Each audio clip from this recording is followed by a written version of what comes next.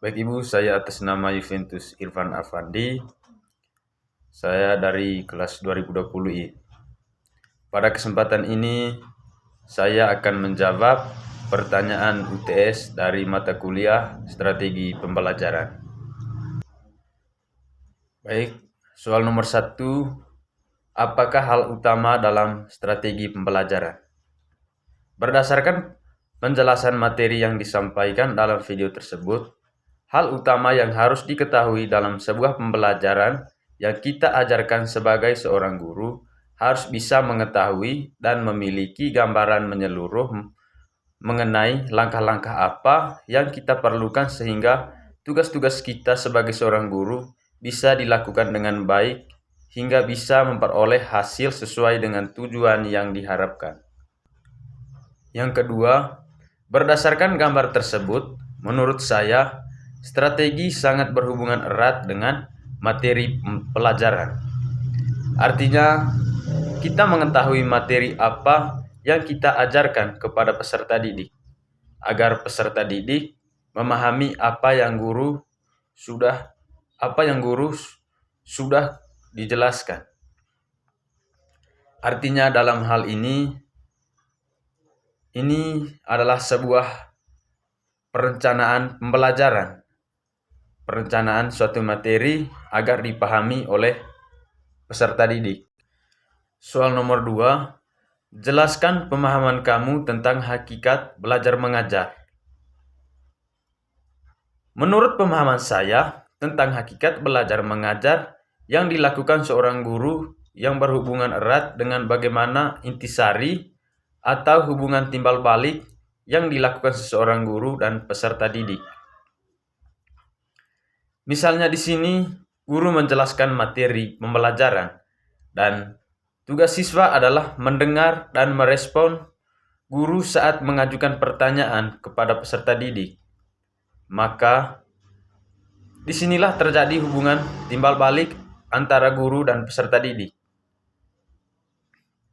Atau arti lainnya, adanya respon siswa dalam mendengar apa yang disampaikan oleh seorang guru. Yang berikut, jelaskan klasifikasi strategi belajar mengajar.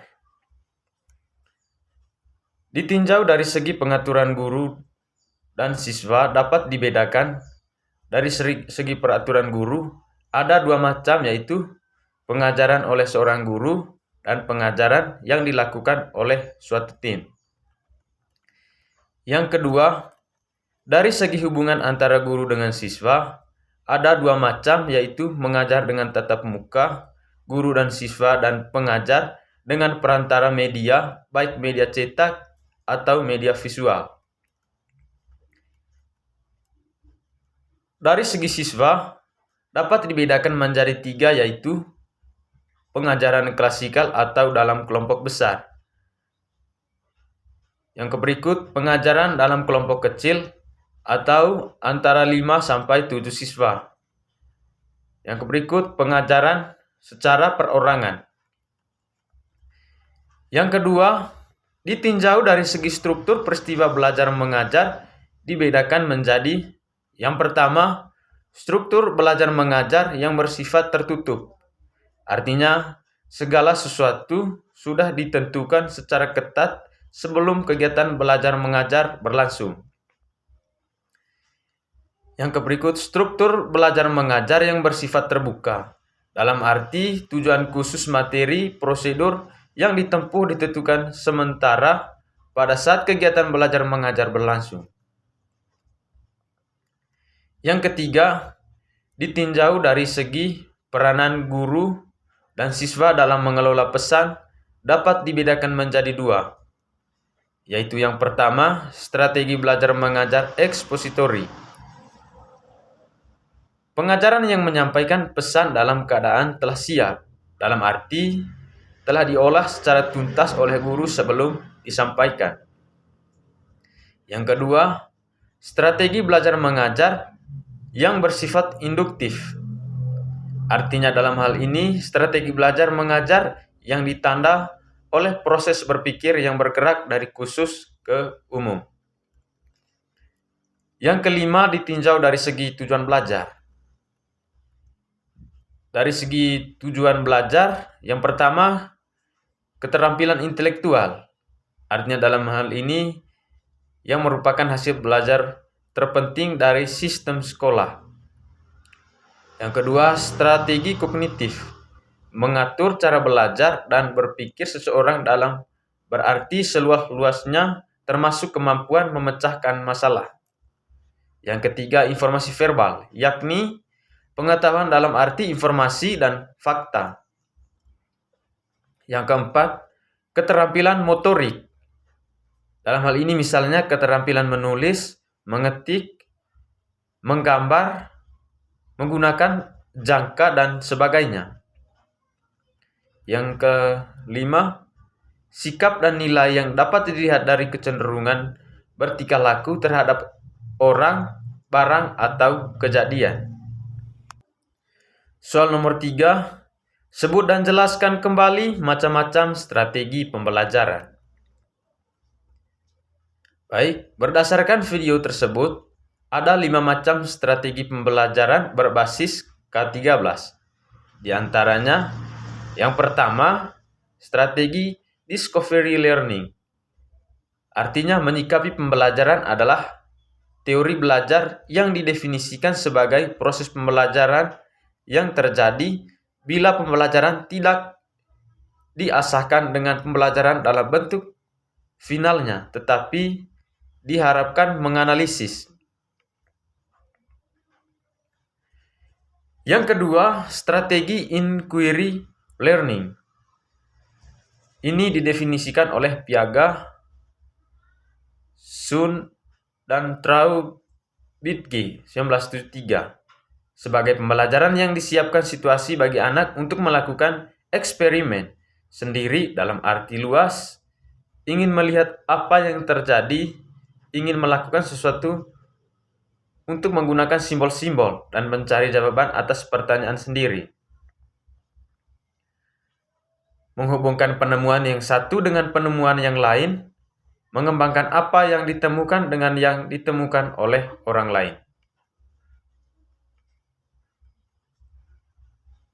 Yang ketiga, strategi problem-based learning atau disingkatkan PBL.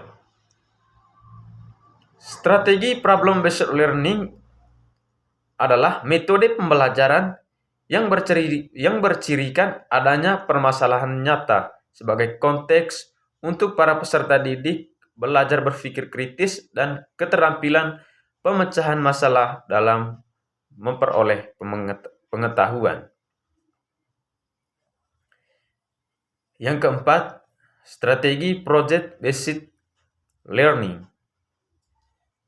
Strategi project-based learning ini adalah pembelajaran yang menggunakan proyek atau kegiatan sebagai media peserta didik melakukan eksplorasi, penilaian, interpretasi, sintesis, dan informasi untuk menghasilkan berbagai bentuk belajar. Yang kelima, strategi scientific learning.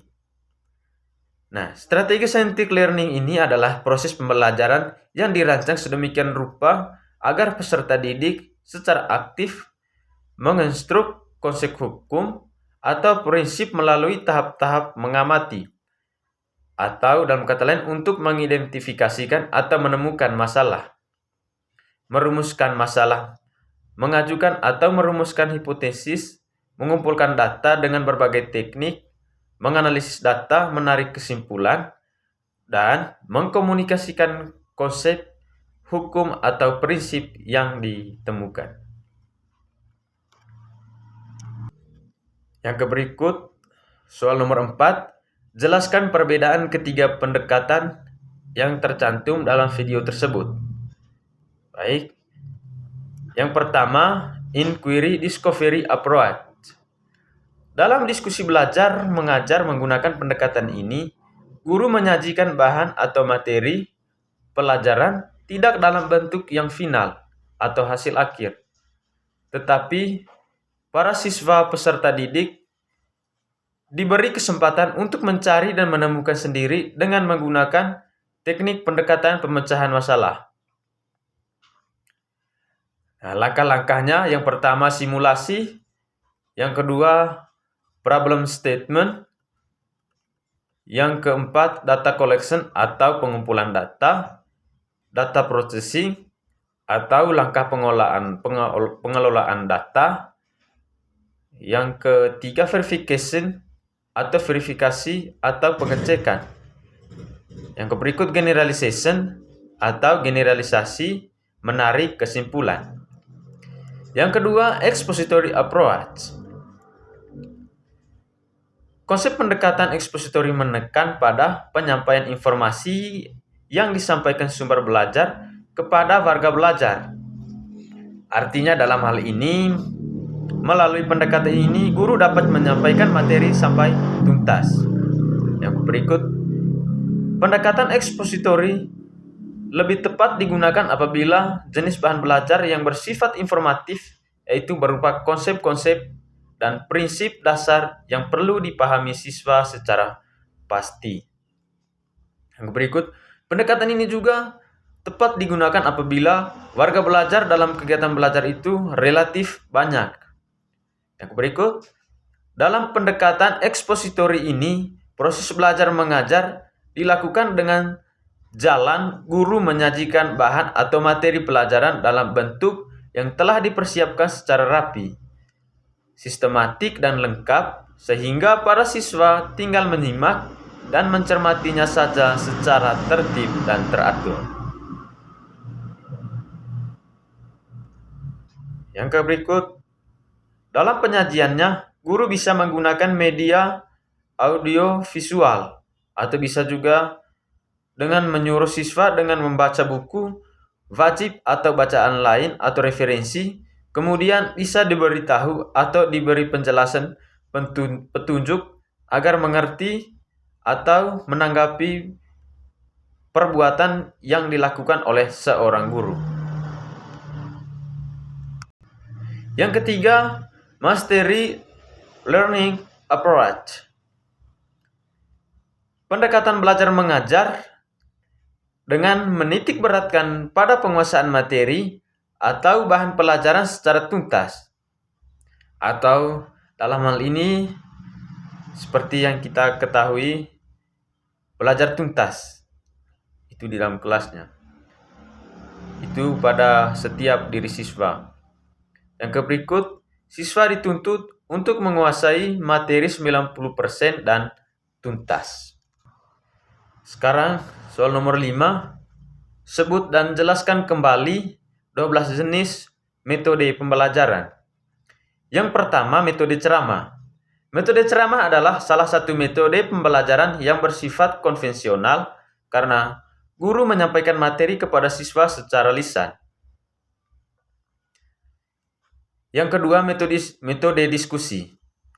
Metode diskusi ini selalu mengutamakan aktivitas diskusi yang melibatkan para siswa untuk belajar memecahkan masalah. Yang ketiga, metode demonstrasi. Metode demonstrasi ini merupakan metode pembelajaran yang dilakukan dengan cara praktikum agar siswa bisa melihat dan memperhatikan secara langsung materi yang sedang dipelajari. Metode ceramah. Metode ceramah plus untuk metode ini biasanya menyampaikan materi seperti diskusi, tanya jawab, demonstrasi dan latihan atau feedback antara pengajar dan murid. Metode resitasi. Ini biasanya mengharuskan siswa membuat sebuah resume tentang materi yang telah disampaikan oleh guru. Yang berikut, metode eksperimen. Metode eksperimen ini juga dilakukan melalui kegiatan percobaan atau praktikum di laboratorium agar siswa bisa melihat secara langsung materi pelajaran yang sedang disampaikan. Nah, yang berikut, metode latihan. Metode latihan merupakan pembelajaran yang dilakukan dengan melatih keterampilan kepada siswa dengan merangsang, memanfaatkan, atau membuat sesuatu.